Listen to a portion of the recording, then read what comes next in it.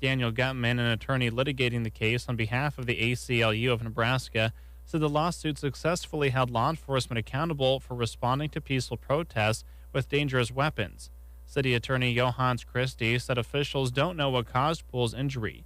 He said gasoline, fireworks, and other dangerous objects were thrown at officers during the May 29th through June 1st protests, and more than 24 officers were injured. State Senator Rich Pauls of Omaha, who previously served as a city councilman, has died.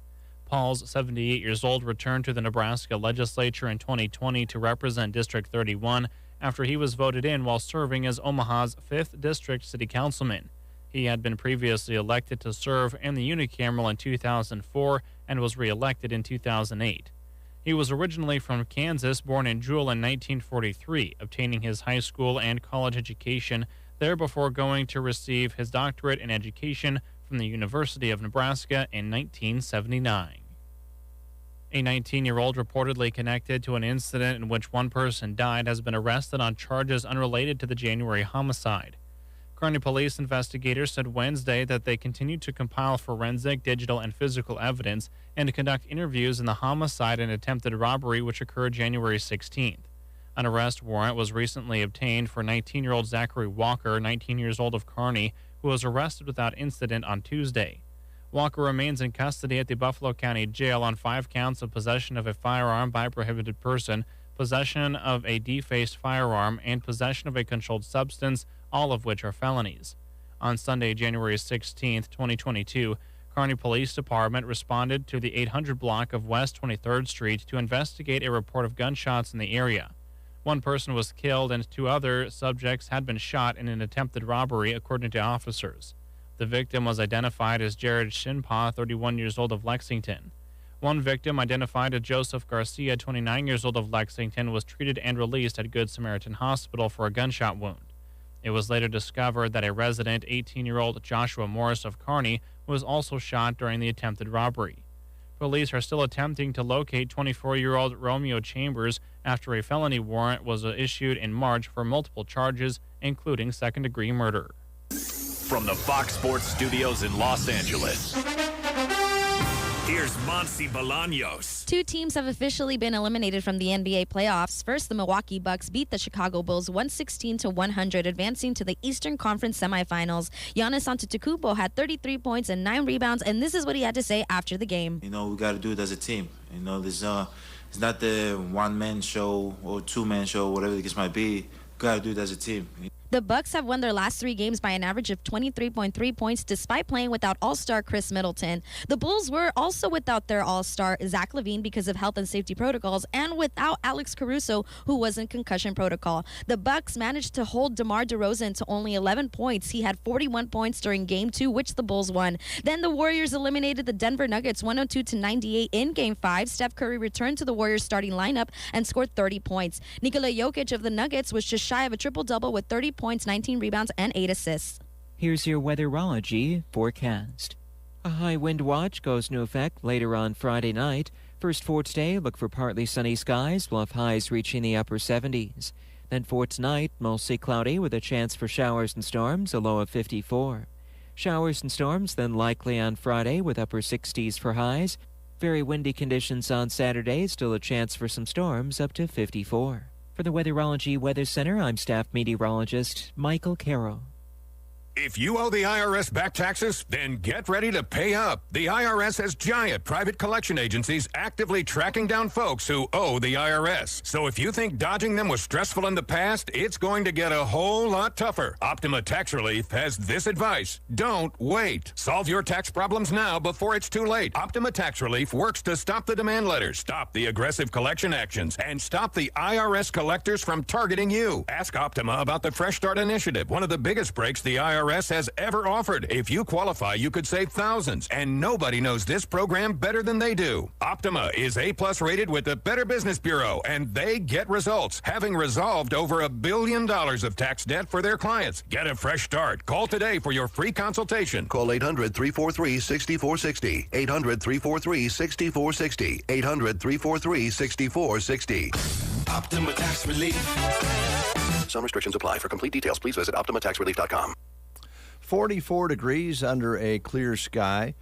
Winds are light out of the north this morning so far. Barometric pressure is at 29.84 and steady. It was falling. Humidity at 78%.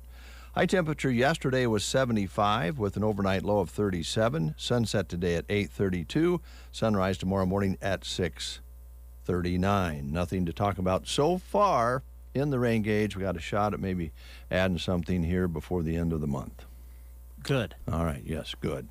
Coming up next for you here on the Get Up and Go Breakfast Show is commentary paid for by Ray Hunt, and then we'll get our guests in the studio next. This commentary is paid for by Ray Hunt. This program was not created in the KCNI KBBN studios and does not necessarily represent the views or policies of Custer County Broadcasting. I pledge allegiance to the flag of the United States of America and to the republic for which it stands, one nation, under God, indivisible, with liberty and justice for all. This audio from Colion Noir is brought to you and paid for by Ray Hunt. When the President of the United States of America has to preface his alleged support of the Second Amendment with the words, "It's going to sound bizarre. I support the Second Amendment."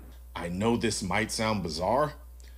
Clearly, no one believes that he supports the Second Amendment. Joe Biden saying he supports the Second Amendment is like Will Smith saying he supports G.I. Jane jokes about his wife.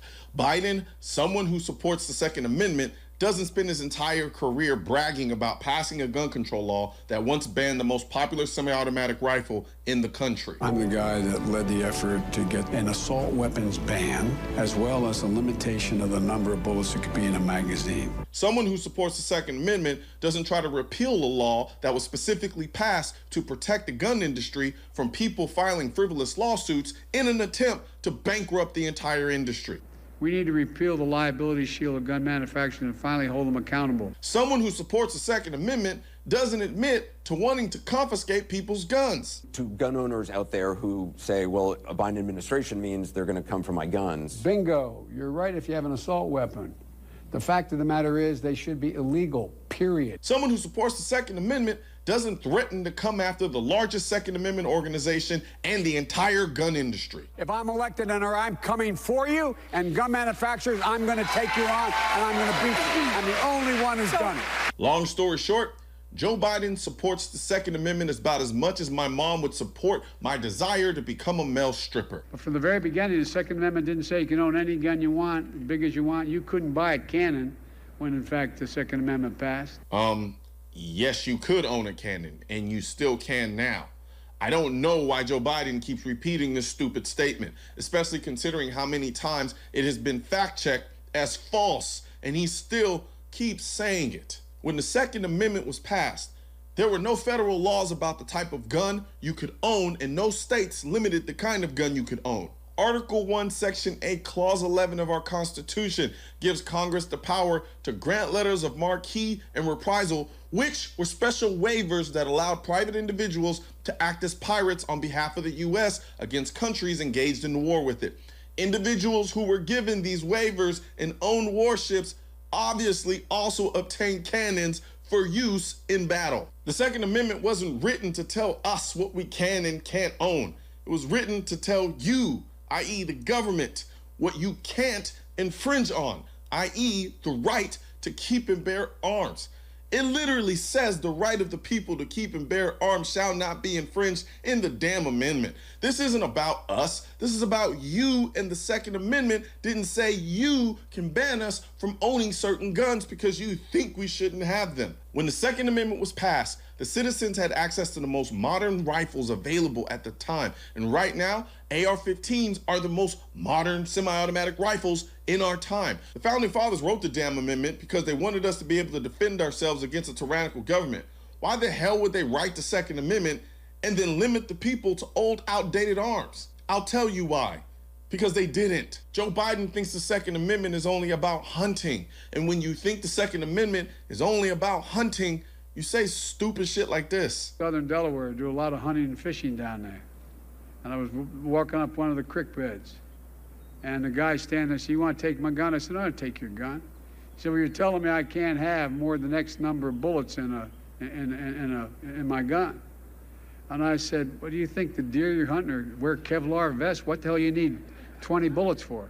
You must be a hell of a terrible shot. Joe Biden has been making this stupid cannon argument for years, and every year it gets debunked, and he still keeps saying it. The reason he does this is because he knows the people who are not versed on the Second Amendment will believe what he is saying is true. And that's why it's important to share and spread videos like this one with as many people as you can. The Second Amendment doesn't give the right to keep and bear arms. It protects it as a natural right. So at the end of the day, we are